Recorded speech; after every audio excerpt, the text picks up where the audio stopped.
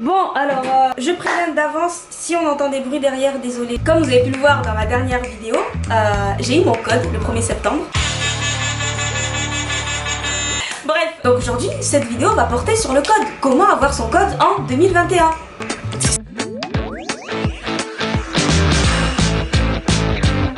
Il faut savoir que moi, je suis inscrite, enfin ma mère m'a inscrite en auto-école depuis depuis 2018. Mais en fait, j'étais pas motivée et tout, je trouvais pas la motivation à réviser. J'ai commencé à réviser en août 2019. Je me rappelle, je révisais tout le temps, je révisais dans le bus, dans le métro, parfois avant de dormir, je révisais sur le livre en fait. J'ai vraiment pris mon temps jusqu'en mai 2020.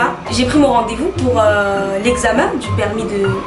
What the fuck, qu'est-ce que je dis? À la fin du confinement, j'ai pris mon rendez-vous pour passer mon examen du code de la route. Ouais, je me suis dit, vas-y, c'est bon, ça fait 8 mois que je révise maintenant. Maintenant, je vais connaître et tout et tout. Je l'ai passé et je l'ai pas eu. J'ai eu 32 sur 40. Je me suis pas laissé décourager, je me suis dit, franchement, c'est pas grave. Ça doit être un manque d'inattention. C'est pas grave, la semaine prochaine, je vais repasser. Et j'ai 33 sur 40. Donc là, je me suis dit, c'est bon. J'en ai marre d'arriver proche de 35 parce que c'est moins de 35 du coup pour valider ce putain de code de la route. À partir de ce moment-là, je me suis dit ça y est, là je vais repasser la 3e fois et si je l'ai pas, je suis vraiment une grosse trou de cul. Je suis vraiment une grosse conne si je l'ai pas. Du coup, je vais la repasser et je l'ai toujours pas. Mais depuis, j'ai que fait repasser mon examen. Ce qui fait que j'ai passé mon examen du code de la route une dizaine de fois. Voilà.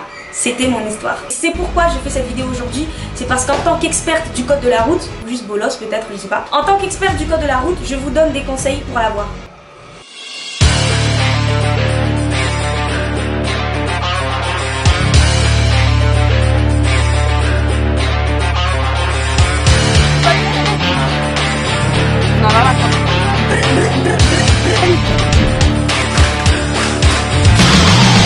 Il y a des voisins qui me regardent, attendez, c'est gênant.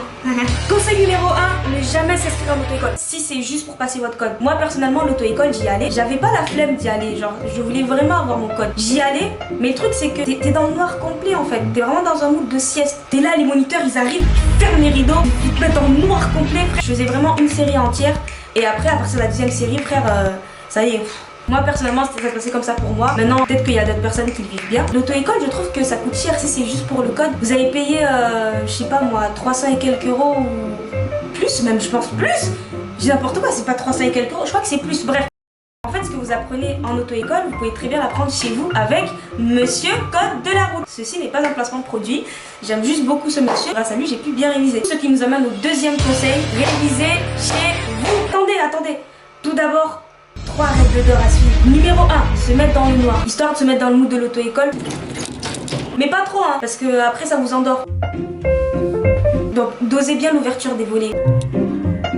Règle numéro 2, révisez si possible avec une personne qui est aussi motivée que vous. Après, dites-vous bien que la personne avec qui vous révisez, c'est sûr, il faut qu'elle soit motivée, et tout, mais il faut aussi que ce soit une personne qui sache reconnaître ses torts pour éviter les situations comme ça. Bonne réponse. Ah. Mais non, mais c'était réponse B là. Mais je sais pas. Non, mais réponse B. En vrai, on était tellement motivés que ça nous a matrixé de ouf. Oups, vas-y, priorité à droite, frère. Et 3e règle d'or, c'est vraiment la plus importante à suivre. Écoutez-moi bien, posez tout. Non, je l'arrête. C'est la plus importante. Éloignez votre téléphone. Non, en vrai, éloignez votre téléphone le plus possible parce que c'est vraiment une distraction. Éteignez-le, faites ce que vous voulez, vous le jetez à la poubelle, vous le donnez à votre chien, peu importe.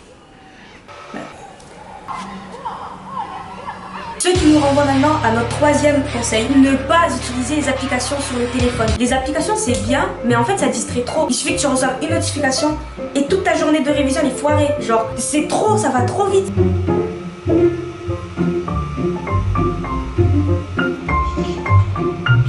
Avec les applications, quand je révisais genre une série, je la faisais peut-être en 1h30. Alors que normalement une série je crois que c'est 1 heure, ouais 1 heure au plus tard. Mais moi je sais que je la faisais en 1h30, voire 1h45, voire 1h50. Voire 2 heures, voire toute la journée. Et je vous vois déjà venir en me disant, mais si on n'a pas le téléphone ni les applications, on fait comment pour réviser? C'est simple. Télé, YouTube, Monsieur Code de la route. C'est le 4e conseil. Privilégiez le livre du code de la route. Le livre du code de la route, ce qui est bien, c'est que il y a tout. Bref, il y a des choses que tu apprends en plus d'aller à l'auto-école, en plus de faire des séries, même si c'est chiant.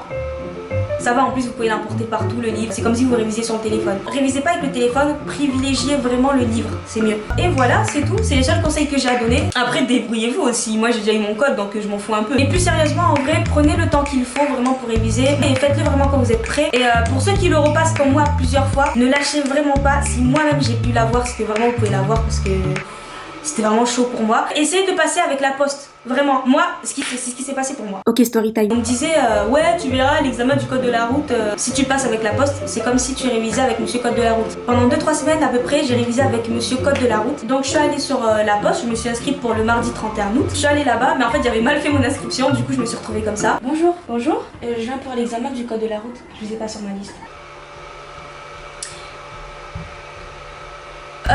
Bref, du coup ce qui s'est passé c'est que je me suis réinscrite pour le lendemain. Le mercredi j'y suis allée. J'étais plutôt confiante parce qu'après l'avoir passé une dizaine de fois, je sais quand ça va bien se passer ou quand ça va pas bien se passer. Ça s'est pas du tout bien passé à ce moment-là. Genre j'ai trouvé l'examen hyper difficile.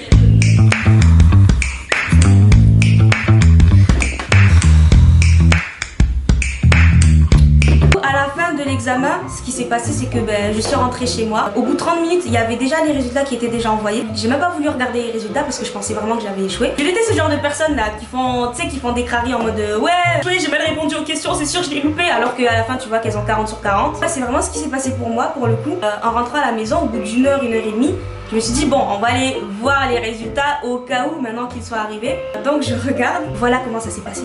Non. Non. Non, voilà, obligé, ils sont trompés. Non. 38 sur 40. Et du coup, j'ai eu avis favorable, 38 sur 40. Désolée les gars, je viens de me rendre compte qu'en fait je suis partie comme une voleuse sans même vous dire au revoir. Merci à vous en tout cas d'avoir regardé cette vidéo. N'hésitez pas à liker, commenter, partager et à vous abonner. Et on se dit à très vite pour une prochaine vidéo. Bisous.